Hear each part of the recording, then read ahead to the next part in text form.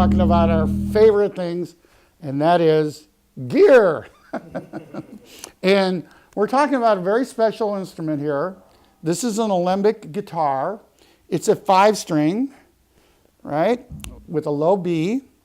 It was manufactured around 1975, 1976 at the Alembic Guitar Factory down off Old Red Highway right outside of Pengrove, California. I had an opportunity to get this bass guitar from an incredible cat by the name of Larry Robinson, who was still very much in the industry as a luthier and as a world famous inlay guy, right? And so at that time he was working with fretless guitars that he had made in Alembic and this incredible ambient, echoed out crazy stuff, way ahead of his time. Also, Bruce Beckvar was another guy that was there. Frank Fuller was there. All these cats that were working at Alembic. So what we're going to talk about today is, if I have this correct, we're going to talk about the fact that it's called the Dragon Bass. And the Dragon Bass was commissioned by a guy who was working in Broadway as what we call a pit musician. He was a bassist. He's a very large man. So he said, I want to have an Alembic 5-string bass, and he had the bass of his dreams, you know, designed. They went through everything, and so they started making the bass. And then at a certain point in time, the bass was actually, he decided that the bass was not quite right for him. It had nothing to do with Alembic. It was just too big. You will kind of see as I lift this bass right now, this thing is heavy, and there's a reason for that. And the reason is the bass is literally made out of Madagascar ebony, zebra wood, Madagascar ebony, maple, and purple heart in the core. The neck is also made out of ebony, maple, purple heart in different combinations of wood. Imagine if you have a bass guitar that sounds like a grand piano. It doesn't have the same string length as a 9-foot grand piano with a low B, but the sustainability on this bass, if I were to hit a low B, now as I'm talking to you, this bass is continuing to sustain. It will continue to sustain until I shut up. All right, you dig? That's a lot of bottom end. And the beauty of the Alembic, see, it's still sustaining.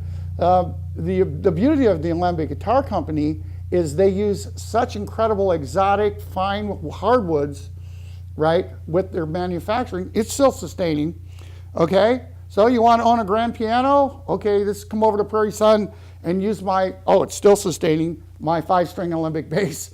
It's not a practical bass, but it's an incredible feat of engineering and also their ability to satisfy and try and make people happy, which is what Alembic is really about. What is that? That's a dragon. Look at this work. We start with the eyes, then we go to the claws, the body, claws, and this is made out of brass. This is made out of zebra wood. This is just amazing. So there you go. Larry Robinson, I love you, Bubba. This is good stuff. This is really makes the bass so special, in my opinion. So what we're going to talk about is the Series 1 electronics. The first thing I'm going to talk about here is these are basically, Ron Wickersham calls them low-pass filters. We on the street call them more or less parametric equalizers. So we're on the back pickup here, and we'll talk about these pickups, which are very unusual. So just to explain a little bit about the Series 1 electronics packages is we are in a boost mode with this little toggle switch. So this is 3 dB plus 6 dB plus 9 dB. Now I'm going to hit a note and show you how I tune the high end.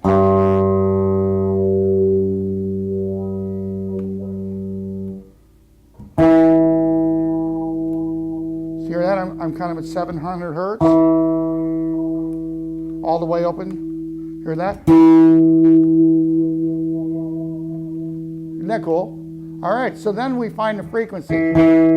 That's very kind of bright and biting. That's the back pickup. Now we can turn down +9 to +6 or +3, depending on your taste level. So That makes this pickup system extremely advanced. As for 1975, and really Phil Lesh from the Grateful Dead is the one who really made Alembic, put him on the map, because the guys from Alembic also designed their wall of sound with all their infinite baffled JBL speakers and the Macintosh power amplifiers, which Prairie Sun still has one of the 2300s in Studio A that belonged to Steve Kimmock, another alumni of ours.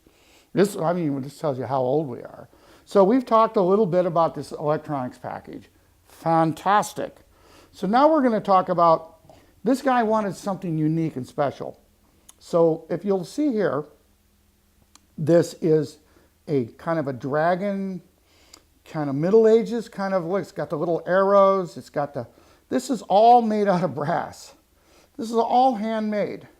Then the next part of that made this incredible, what we call bridge setup system here, is that there are little pieces of brass pole, tubes here. These pickups, Series 1 pickups, right, are literally attached in the back with wire that moves, so you can physically move the position of the peg head. See that?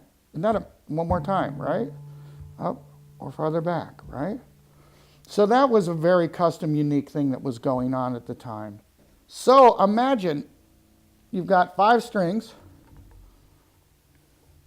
and you have these holes right here in the back. And these don't attach to every string. They attach to electronic tuning ports for bias, how the electronics, how narrow or how wide the bandwidth is on the filters. And by the way, back to the original concept, these pickup systems are called low-pass filters, not parametric. So this is a circuit board that literally comes off, right? And voila. This is what we call the Series 1 pickups with custom tailpiece and pickups, right? This is what they call a double octave. This is a long scale. So it's a double octave. You go low, low B, octave.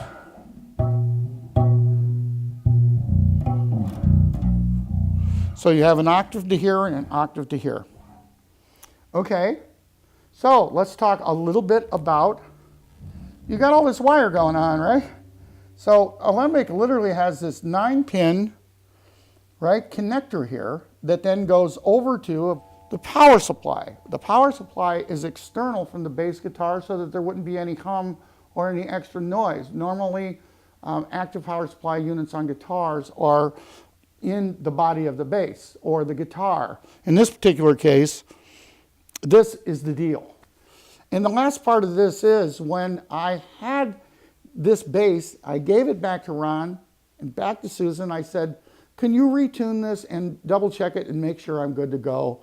So, well, Ron literally borrowed some technology that he got from the University of California to go in and actually time align the pickups and the electronics to the bass so that they would be in perfect phase. And to get that kind of attention and craftsmanship is unheard of from an individual company. By the way, just to share this with you, the Alembic Corporation charges a lot of money for their instruments because it takes months and months and months to build, perfect the electronics. So I think we've done a pretty good tour over what makes the Series 1. If you can find a Series 1 bass out there, just buy it alone for the pickups and the electronics. Stunning. Okay.